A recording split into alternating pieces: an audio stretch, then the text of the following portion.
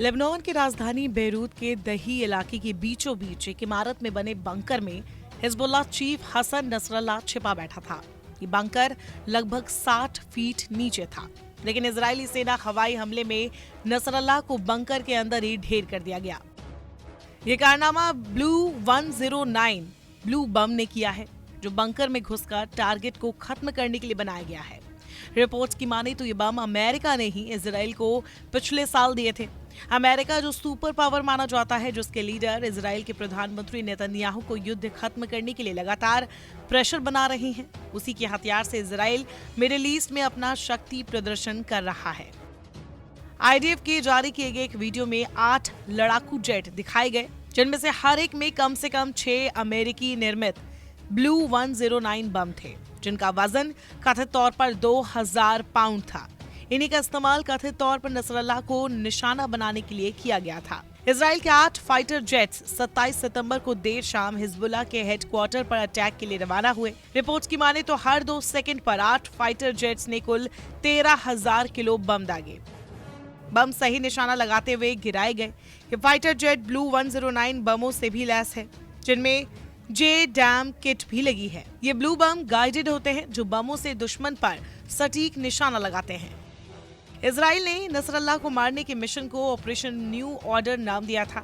लगातार बमबारी से जहां बिल्डिंग खड़ी थी, वहां करीब 20 मीटर यानी 65 फीट गहरा गड्ढा बन गया। जब बैरूत में ये बम गिरे, तब एक तरह का भूकंप महसूस किया गया। इजराइल के फाइटर जेट कुछ ही मिनटों में हिजबुल्लाह के हेडक्वार्टर को तबाह कर वापस लौट आए।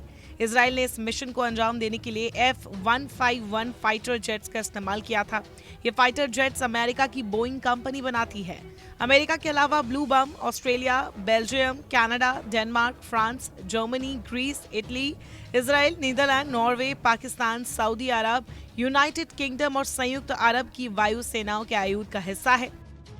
ब्लू बमों और कैफीर फाइटर जेट अमेरिका अपने दोस्त इजराइल को हमेशा से मुहैया कराता रहा है। माना जा रहा है हमास और हिजबुल्लाह के खिलाफ ऑपरेशनों में इजराइल कैफीर फाइटर जेट का जमकर इस्तेमाल कर रहा है।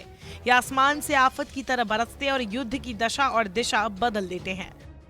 हिजबुल्लाह ने इजरायली हमले के 20 घंटे बाद चीफ हसन नसरल्लाह के मारे जाने की पुष्टि की थी। हिजबुल्लाह ने 27 सितंबर शाम को जानकारी दी कि शुक्रवार रात 9:30 बजे इजराइल के हवाई हमले में नसरल्लाह की मौत हो गई। इसके बाद लेबनान से लेकर ईरान तक लोग मातम मनाने लगे। लेबनान और ईरान के लोग नसरल्लाह को शहीद का दर्जा दे रहे हैं। भारत, ईरान, पाकिस्तान और कई देशों में प्रदर्शन और कैंडल मार्च भी निकाले जा रहे हैं।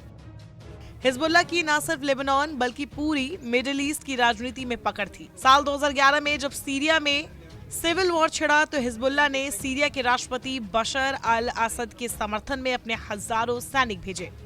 यही वजह है कि पश्चिमी देश चाहकर भी असद को सत्ता से नहीं हटा पाए। सीरिया फिलहाल 3 गुटों में बटा है, एक पर बशर अल असद, एक पर विद्रोही गुट और एक हिस्से पर ISIS का कब्जा है। यही वजह है कि नसरल्लाह की मौत पर सीरिया में विद्रोही गुटों ने जश्न मनाया। विदेशी मामलों के जानकार ये भी कह रहे हैं कि इस तरह के हमले से मिडिल ईस्ट में हालात और बुरे हो सकते हैं। वहीं नसरल्लाह के मरने से सीरिया जैसे देशों में विरोधियों और ISIS जैसे संगठनों को पैर फैलाने का भी मौका मिल सकता है। हिजबुल्लाह और इजराइल की जंग फिलहाल रुकती तो नहीं दिख रही है।